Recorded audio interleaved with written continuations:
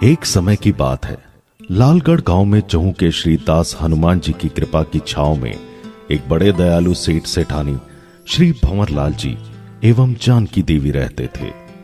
जन्माष्टमी के शुभ दिन 11 अगस्त 1956 को विराट नगर में उनके घर राम जी की कृपा से पुत्र रत्न का जन्म हुआ, जिनका नाम लीलाधर रखा गया। इधर हिम्मतसर में भी एक परम पुण्यवान सेठ सेठानी श्री राधा किशन जी एवं राधा देवी रहते थे। श्याम बाबा की कृपा स्वरूप 14 फरवरी 1964 को इनके घर एक सुंदर सुशील सुलक्षणा कन्या ने जन्म लिया, जिन्हें सभी श्रीकांता और लीला कहकर बुलाते थे। शायद भविष्य में जुड़ने वाले रिश्ते के फलस्वरूप नामकरण परमात्मा ने स्वयं किया हो। सभी पांचों भाई और 4 बहनों में परस्पर अटूट प्रेम और सौहार्द था। इधर कृष्णवर्ण लीलाधर बचपन से ही नटखट निर्भय होने के साथ साथ प्रखर वक्ता और दबंग व्यक्तित्व के थे।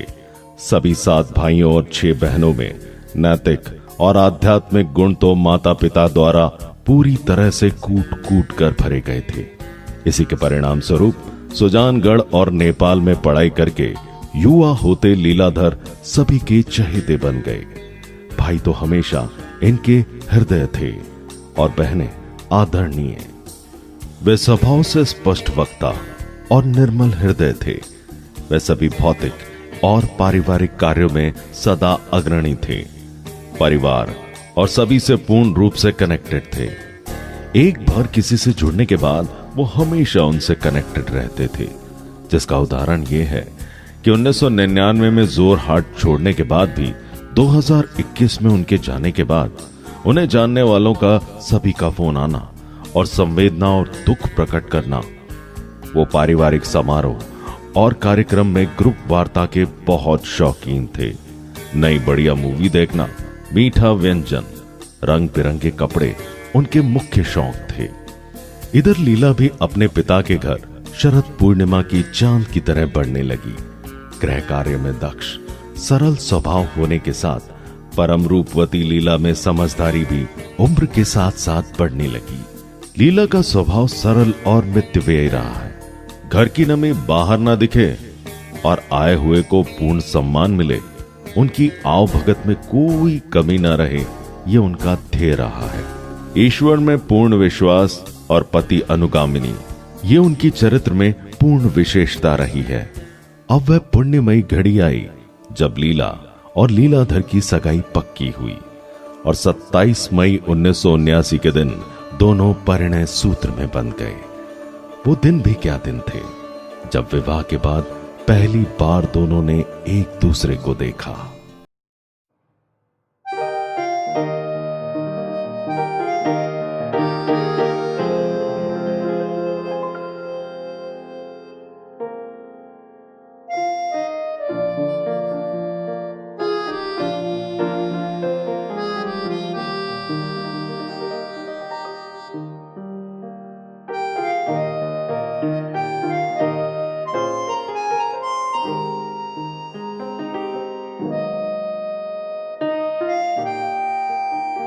लीलाधर सुदूर आसाम सफा घाटी चले गए। यहां उन्होंने पेटी ठोकने का काम चालू किया और सबसे नीचे की पोस्ट पर काबिज हुए। बेहतरीन लगन और मेहनत के कारण 2 महीने में 24 लोग नीचे काम करने लगे। धार्मिक स्वभाव के कारण केवल भजन सुनने के लिए वो 15 किलोमीटर जाते थे। प्रत्येक मंगलवार शाम 6 से 12 बजे तक कीर्तन होता था। उनकी हिम्मत की मिसाल ये थी कि बिना अकाउंटेंसी नॉलेज उन्होंने अकाउंटेंसी का काम किया। मात्र 2 महीने में पूरी कंपनी की अकाउंटेंसी हाथ में ले ली और कंपनी की पुरानी गलतियों, नुकसान को मात्र 2 महीने में काम से सुधारा। और इधर हिम्मतसर में 17 जुलाई 1980 को उर्मिला का जन्म हुआ। 14 महीनों की लंबी मुसाफिरों के बाद जब लीलाधर घर लौटे तो नन्ही उर्मिला की मीठी मुस्कान ने उनका स्वागत किया। परंतु संघर्ष यहीं खत्म नहीं हुआ। कहते ना कि हर दिन एक जैसे नहीं होते, तो समय ने भी करवट बदली और कुछ समय बाद बजाज परिवार लालगढ़ छोड़कर नोखा आ गए। समय कठिन से कठिनतम होता चला गया। 1983 में नंदन का जन्म हुआ और शायद भगवान उससे माता पिता से भी अधिक प्रेम करते थे, तभी तो छोटी सी उम्र में ही उसे वापस अपने पास बुला लिया। बड़े ही दुख की घड़ी थी, परंतु समय कहां रुकता है। जिंदगी धीरे धीरे चल रही थी। इसी बीच 1 जनवरी 1986 को मीनाक्षी और 11 अक्टूबर 1988 को रमाकांत का जन्म हुआ। नन्हा रमाकांत 5 वर्ष की उम्र तक तो बहुत बीमार रहा, जिसे अकेली मां प्रतिदिन 10 किलोमीटर तक गोद में उठाकर डॉक्टर को दिखाने के लिए सुबह शाम दोनों समय चलकर जाती थी। एकाकी जीवन उस अंधेरी रात्रि में बीमार बच्चों के साथ बिल्कुल सहज ना था, परंतु उस मां ने बड़ी ही हिम्मत से काम लिया और रात दिन एक करके तीनों बच्चों को बड़ा करने लगी। समय अपनी गति से चलता रहा और 23 अक्टूबर 1991 को प्रियंका और 12 फरवरी 1986 को शुभम का जन्म हुआ। अनुकूल प्रतिकूल समय का चक्र चलता रहा। नोखा, गुलाब बाग, जोरहाट, गुलाब बाग, गंगा शहर, भोपाल के इस क्रम में 26 वर्ष में 24 घर बदलना कोई आसान कार्य नहीं था। अनेकों अनेक कठिन परिस्थितियां जीवन में आई, परंतु अपने उच्च जीवन मूल्यों को उन्होंने कभी नहीं छोड़ा और न्यूनतम आय में भी उच्चतम नैतिक मूल्यों के साथ बच्चों को अच्छी से अच्छी शिक्षा देने का भरपूर प्रयास किया। तो इधर लीलाधर का जीवन भी 1980 से 1989 तक संघर्षमय जीवन और संघर्षतम हो रहा था।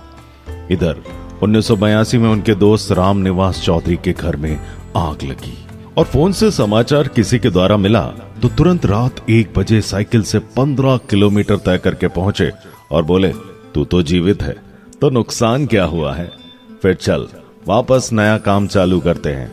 और दोस्त के लिए उनके जज्बात भाई से कम नहीं थे। फिर सफा घाटी से कोलकाता और कोलकाता से नोखा, फिर नोखा से जोधपुर, फिर जोधपुर से बॉम्बे, फिर बॉम्बे से गुवाहाटी, फिर गुवाहाटी कोलकाता से मुजफ्फरपुर, फिर गुलबाग, फिर 1989 में जोरहाट पहुंचे और फिर यहां कोरफौली का काम चालू किया। ईश्वर ने सामने देखा और काम बहुत बढ़िया चला। माली हालत बढ़िया होने से अपने दोनों भाई भगवान जी बजाज और परमानंद जी बजाज दोनों को बुलवा लिया। समय ने फिर करवट ली। सुप्रीम कोर्ट के आदेश से सन 1993 में लकड़ी बैन हो गई और रातों रात कामकाज ठप हो गया। फिर संघर्षमय जीवन चालू हो गया। जोरहाट से गुलबाग और फिर गुलबाग से जोरहाट, फिर इंदौर, 1.5 साल बीकानेर में बिना काम के रहे। फिर 2003 में भोपाल आए। उन्होंने हिंदुस्तान का कोई कोना ना छोड़ा हो शायद। UP, Bihar, Rajasthan, Maharashtra, north east, Assam, Bengal, ये उनके संघर्षमय दिनों की यात्रा थी। 42 साल की शादी में 26 साल तक पति पत्नी एक दूसरे से विलग होकर रहना, इससे कठिनतम और क्या होगा। अपने अपने कर्तव्य पथ पे अग्रसर होके जीवन के उच्चतम सिद्धांतों के साथ अपनी अपनी जिम्मेदारी बखूबी से निभाना अत्यंत कठिन काम था। बिना बनवास दिए बनवास भोगना, इससे कठिनतम और क्या होगा। रमाकांत की पढ़ाई हो या शुभम की पढ़ाई, भयंकर आर्थिक संकट उनके मनोबल और हिम्मत को नहीं हिला पाया। उनका कथन था, रोना है तो राम जी के आगे रो, लोग क्या कर लेंगे। उन्होंने ये कथन अपने जीवन में चित्तार्थ किया और ये संस्कार उन्होंने अपनी संतान में दिए और ये सिखाया कि भीषण से भीषण संकट में ईश्वर ही एकमात्र और परम सहायक है। उनका कहना था कि बाबो तो मारो बाप है, जिसका उदाहरण ये है कि जीवन के एक संकट की घड़ी में जब बच्चों का मनोबल डगमगाने लगा, तब उन्होंने उनके हाथ में रामचरितमानस थमाया और बोले, तुम इसे छोड़ना मत, ये तुम्हें नहीं छोड़ेगा। तब से रामचरितमानस ने हम सबको संभाल रखा है। ये हमारा परम गुह और आत्मिक रहस्य है। अब समय का क्रम चल रहा था। इसी बीच उर्मिला मीनाक्षी का विवाह भी हो गया और रमाकांत को उच्च शिक्षा के लिए भोपाल बुलवा लिया। पैसों की तंगहाली अब भी बरकरार थी। उच्च शिक्षा के लिए पैसों का पूर्ण अभाव था। तब भी जी जान से मेहनत करके रमाकांत को पढ़ाया। परिवार के पहले इंजीनियर की नींव रखी। फिर लड़की होने के बाद भी तंगहाली में प्रियंका को एमबीए के लिए बाहर भेजा, अपने पैरों पर खड़ा किया और उनके हिम्मत और मनोबल के कारण पैसों की पूर्ण व्यवस्था न होने पर भी भगवान भरोसे, गोपाला और बाबा के भरोसे शुभम को उच्च शिक्षा के लिए जर्मनी भेजा और उन्हीं के आशीर्वाद और भरोसे के कारण MS+ MBA करके परिवार को पहले विदेशी धरती पे शिक्षा हासिल करने को गौरवान्वित किया। उनका कहना था कि कठोर मेहनत के आगे लक्ष्मी जी को भी पसीजना पड़ता है।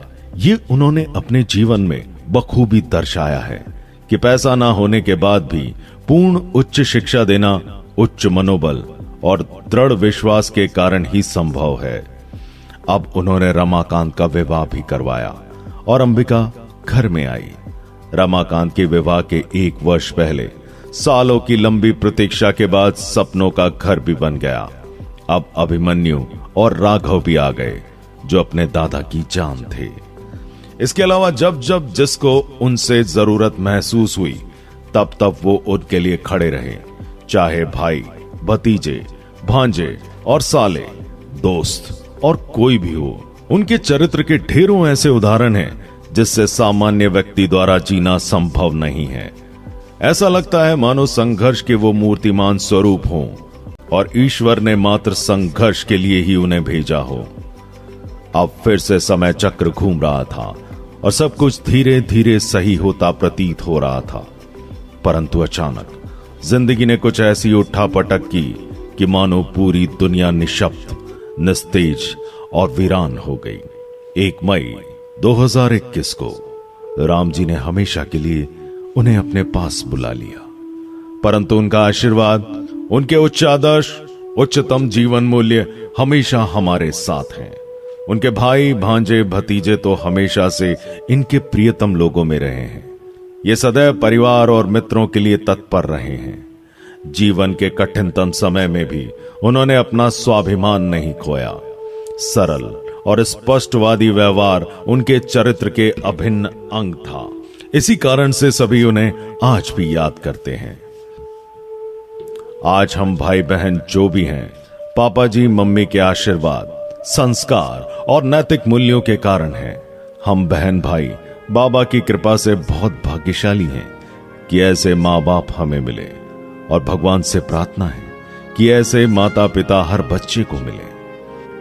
समय की सीमा के कारण हर संवाद को लिखना संभव नहीं है। उनके जीवन का प्रत्येक प्रसंग सभी के लिए प्रेरणादायक है। ईश्वर उन्हें अपने चरणों में स्थान दे।